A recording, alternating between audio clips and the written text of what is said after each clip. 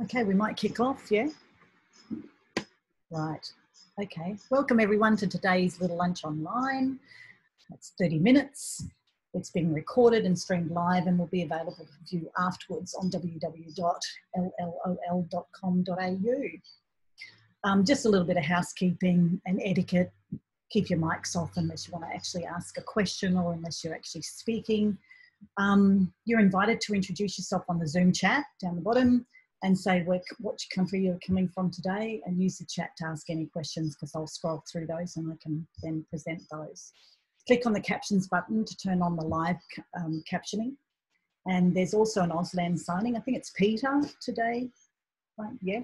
And so you can click on the video to pin it. I just want to make an acknowledgement for the land of the Cubby people whose lands I live and work on today. I acknowledge their ancestors and elders past, present and emerging. Thanks for joining us, and welcome to everyone that's here. And I'm Nicole, Bowden. I'm a visual artist, sculptor, and I also run an artist-run initiative called Run, ARI. And I've invited Michael Brennan, who's the director of Noosa Regional Gallery, to come join me today because I've been really concerned about what's going on in this situation with COVID-19 and how it's affecting our industry or our sector in the visual arts, particularly being a static medium. What do we do? You know, galleries are not available. Lots of them are jumping online, but there's lots of, you know, digital dumping, so to speak. And it's really looking at, you know, artists that are already past rather than dealing with the living artists that are trying to cope and deal with the everyday here. So I asked Michael to come and have a bit of a chat about that, and invited lots of other artists that they could actually have a conversation and be in the room. Basically, this is a forum in which you can think out loud and have people available and to express those concerns and issues or suggest ideas and things we can roll into. You know, I first met Michael when he took up the position at Noosa Regional Gallery some nearly 2 years ago now, and the first thing that he said to me was that he was, you know, an accidental curator. He's an artist himself, and you know, as we do, we all have to find means to an ends to, you know, find work, etc. So he's fallen into curating, but as an artist curator, I think it's a distinct advantage that you have when you understand the making process, you understand the artist. And even though he said he's not making or painting as much as he'd like to paint, he does use artists as his medium. So I've been fortunate enough to be in a show with Michael, or Michael has curated the show, and I feel very much in partnership in that process. So you know, I wanted to talk to Michael because I think he's an ideas man, and that also there might be solutions that we can talk about during this process. I'm going to get everyone to do an experiment later, but I'd just like to say hello to Michael and let him introduce himself a little bit further and just tell us a little bit about what's going on, being the director of Noosa Regional Gallery, how COVID-19 has affected him and the gallery, and you know, what's going on up there. Thanks, Michael. Thanks, Nicole. I'd like to acknowledge as well that I'm coming to you all from my home, which is on Cubby or Gubby country as well, which is also the place where Noosa Regional Gallery operates from.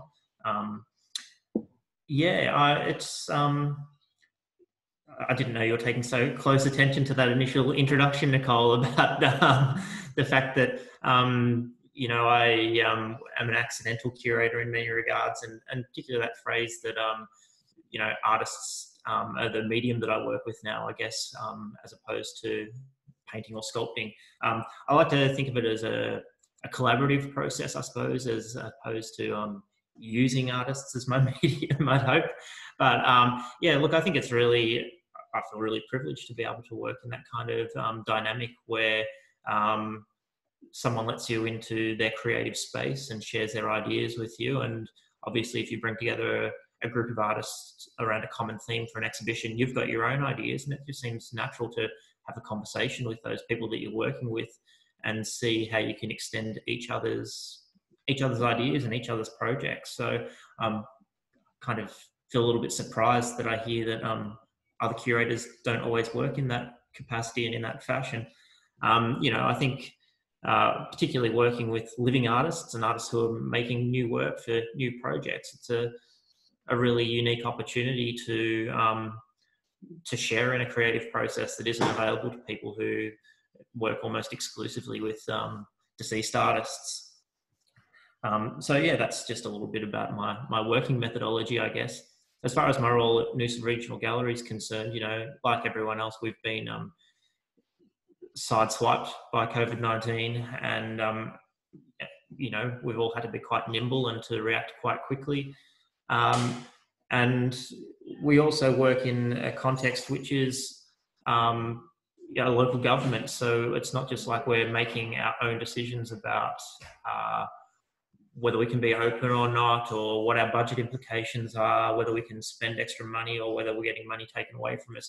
That all sits within a larger organisation, and we're being assigned some of the tasks that waste collection and parks and gardens and fine collections are being asked to do with regard to making some budget savings and forecasting about when you can open up again and what that might look like with restrictions in place. Yeah.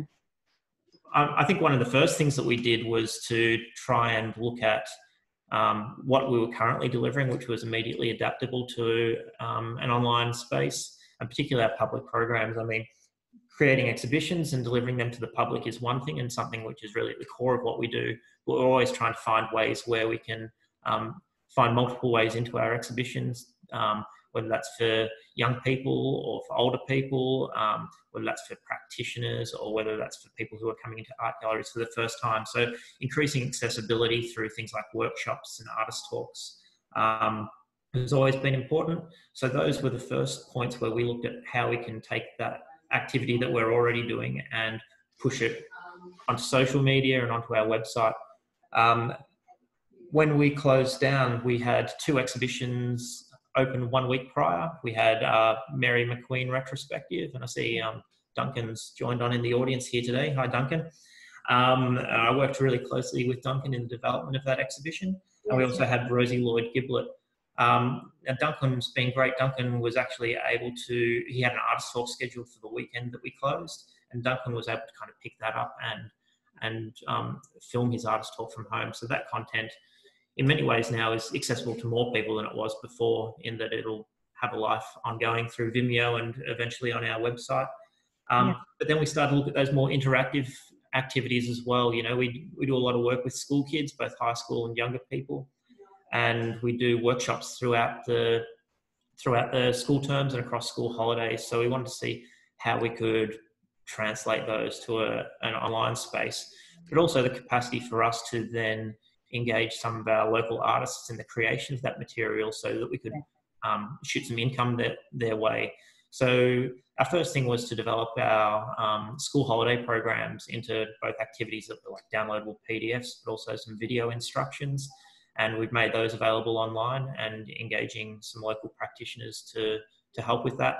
And we're in the process, and that should be up next week as well, of doing our after-school art classes, branded Art from Home. It'll be a series of, I think we're 8 or 9 episodes, all filmed by a local artist, so that people can undertake these activities in their own time. It's more focused towards high school kids, that one, but of course, they're the people who are going to be interacting with our public galleries in a very significant way in the next 5 to 10 years. So it's important to keep on engaging with them.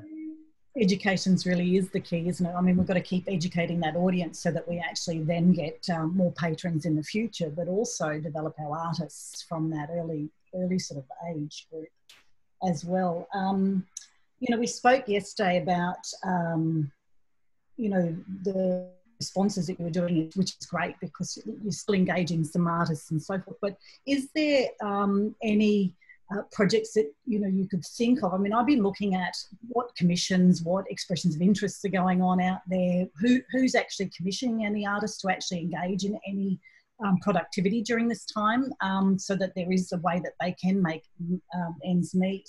And some of them are really amazing, and I will put them up on the chat line, and I'll mention them really briefly, which were things like ACCA have ACCA Open. We have Arts House doing a housewarming commission, which is kind of interesting. Gold Coast have, I think they've hit the mark with talking about Rage Against the Virus. So, you know, they're really sort of engaging on that comedy way, as well as, you know, supporting artists who are stuck at home to make work about that actual event. Just Horizon this morning from Sunshine Coast Council have just put out an expressions of interest too for, you know, artists working from home and doing things in the next couple of months. But they're really quite thin on the ground. I know money's really stretched. So I suppose it's not trying to find ways of doing things for nothing, or again, we've still got to consider this is a sector in an industry. Where else and what else should we be doing, do you think, Michael? I mean, I think, you know, paramount is really staying connected. And, you know, forums like this are amazing for that. But, you know, I think we often forget that in an industry, particularly with visual artists who often practice in solitude, often it's visiting exhibitions and attending exhibition openings are the main way to stay connected and to you know, hear what other people, your peers, are doing, to see their work, and where incidental collaborations come about. So it's also the fact, you know, myself included, many artists, you know, aren't necessarily social beings and might be drawn towards solo practices because they feel a little bit more introverted and that sort of thing. So the idea of purposefully making you know, phone calls to people you wouldn't otherwise, or joining on Zoom conversations might not be the natural kind of behaviour for these people to do. But I think, you know, if we're kind of forcing ourselves into these public forums and discussions, that's a really important way to stay connected. And thanks Arts Front for facilitating this, of course, for all arts. I'd have to say the same. It's a great forum, and I think this is one of the first that we've done in visual arts. And as I said earlier, I mean, visual arts, it's not like performing arts or film or music where we can actually put this up visually and you can hear and engage in it. I mean, visual arts is at times quite static, and we do rely on a gallery to actually support that, and a place to actually exhibit it. And it's looking at new ways of, you know, finding those spaces that now are, you know, for the interim are closed. You know, one of the experiments that we were looking at, even using Zoom as one of those potentials, is the sorts of things that we've got up with these virtual backgrounds where people can actually put up imagery of their own work and share it in a gallery type situation. And if everyone could actually try that as an exercise, there's steps in the chat room you can go through and see if you can put up a virtual background of maybe your imagery or just any sort of imagery, so you can see that it can be used as a gallery space. Also that Melissa's got some great imagery. She's done a slide panel as well as she's got a short video. So it actually has the capacity to animate our, what I've been saying is a static industry, being the visual arts, which is great. So there off goes Melissa. She's going to do a slideshow of imagery. And at times, you too, Melissa, you mentioned that it was quite blatant support and all-outs for different artists. So you can actually do some, you know, in-house advertising and direct sell. Not that that's what I encourage all the time, but it's the idea that you've got this forum that we could actually use, for sure. You mentioned, Michael, that you might even be using that. You were looking at how you could use that process for maybe have a virtual opening and how that could be managed. Yeah, absolutely. We're, you know, for the last 4 years, we've held an annual drawing prize, the Lena Mccray Memorial Drawing Award. And this year was scheduled to be the final year, certainly the final year that it's been funded. And rather than cancelling the prize, which you know, a lot of galleries are opting to do, and it's a completely valid decision as well. You know, there's 2 prizes across just southeast Queensland that I was due to be judging this year, and both of those have been cancelled in the last couple of weeks.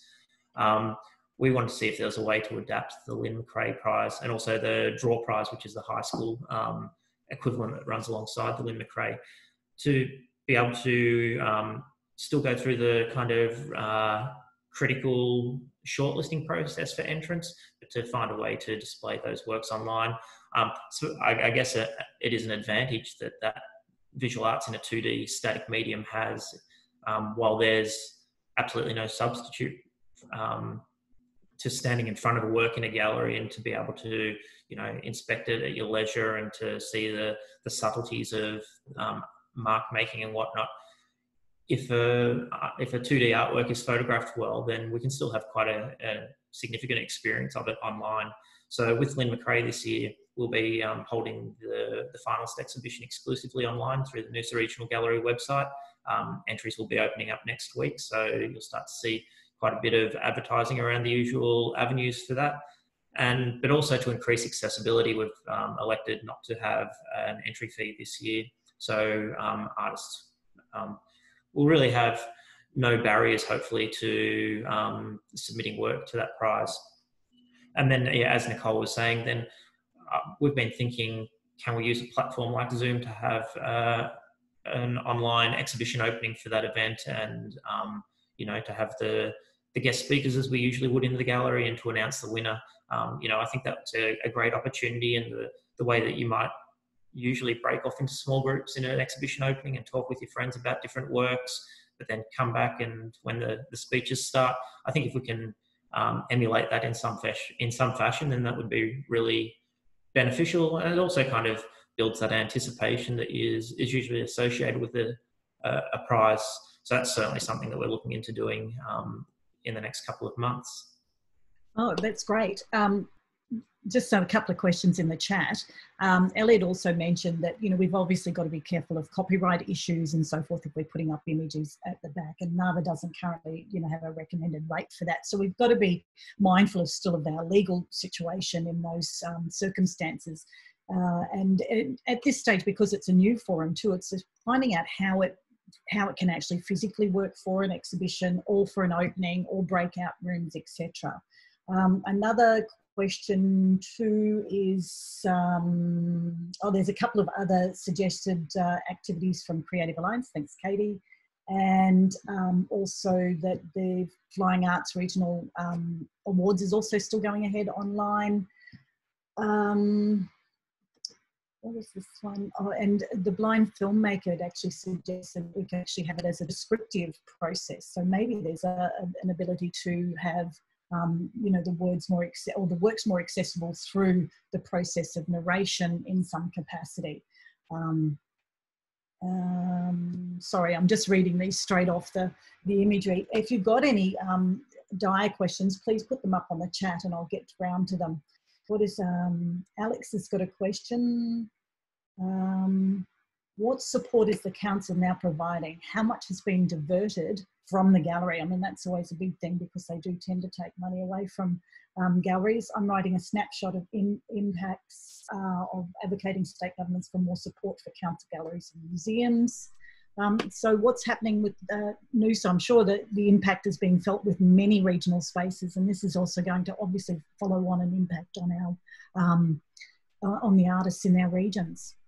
Absolutely. Look, I think fortunately Noosa's found itself in more broadly as a council in a better economic position than perhaps a lot of local government areas across Queensland and across the country. And I understand there are a few that have actually faced some serious concerns about just having to stand down staff across all sorts of areas of their operations. My understanding is Noosa's in a comparatively healthy financial position overall. Having said that, we're all cancelling programs and we're all being asked or postponing programs, and we're being asked to look at our budgets where we can make savings so that the broader community isn't impacted in the long term. Any costs or cuts to revenue across council from things like permit applications, right through to anything really that usually brings in revenue, has real impacts on the rest of the ratepayers in the community. And so that's certainly a consideration that has to be taken into account.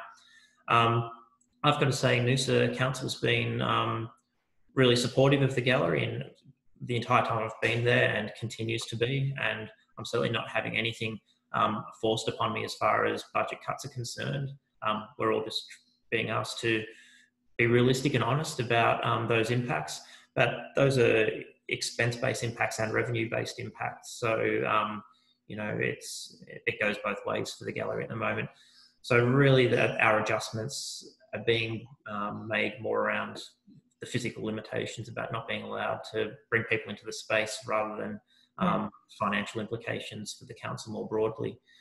The other thing I'd really like to say is, you know, from the executive team down, it was really highlighted as one of the two things that we really wanted to achieve across the council was to look after our local community and look after our staff.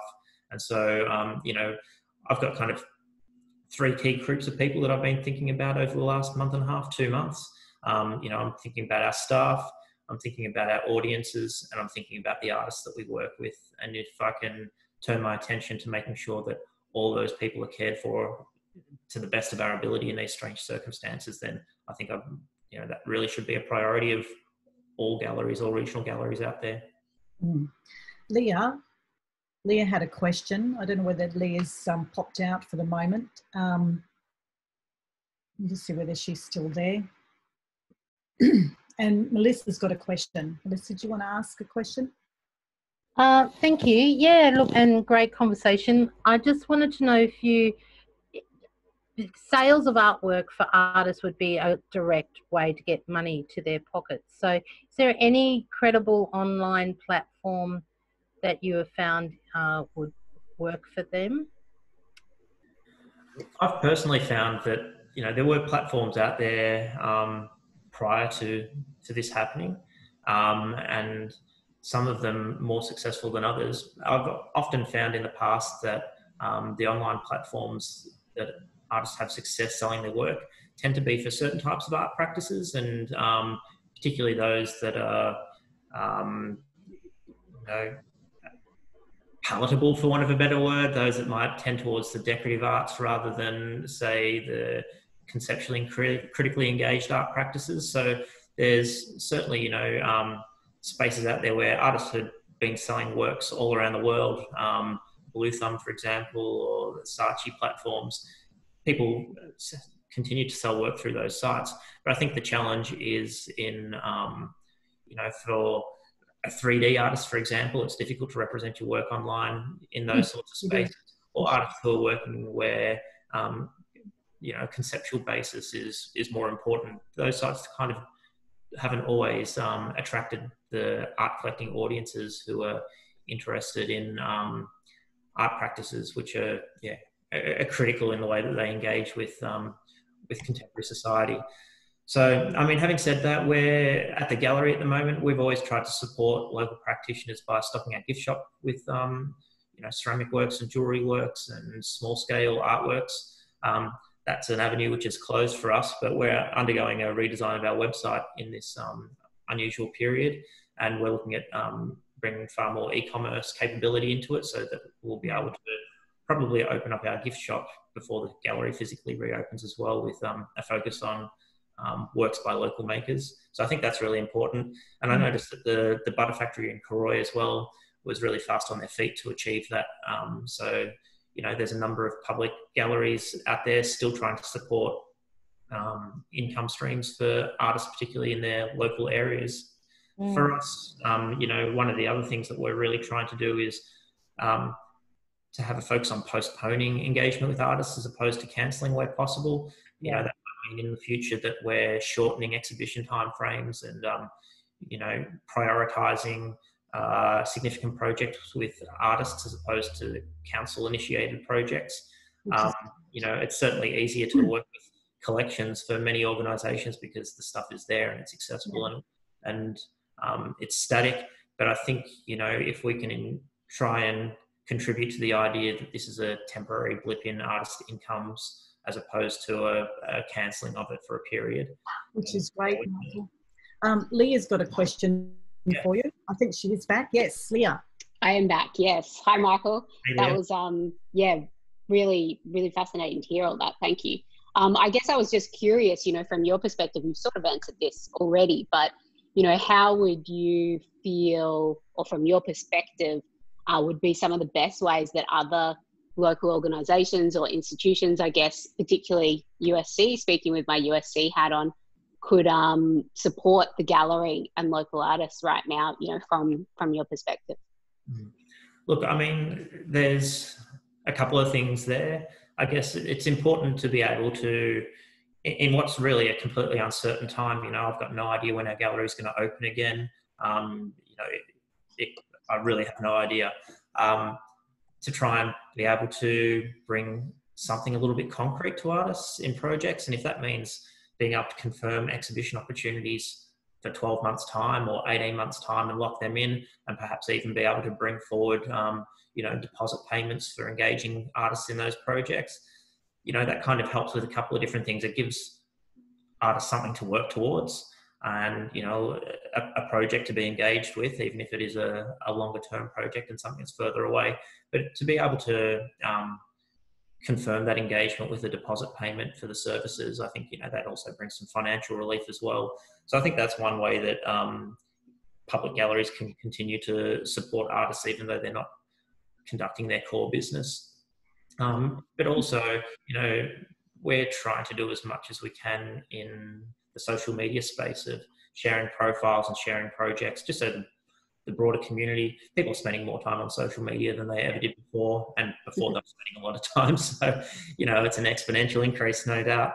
That whole idea of supporting people through social media is something that, you know, isn't quantifiable, so to speak. So it's great that if you've got artists that you can actually then showcase and do some of that marketing and some of that showcasing for them is fantastic. And we don't have a great deal of time left, but there are the Australia Council Resilience Funds that are available. There's also $1,000 grants from the Maya Foundation.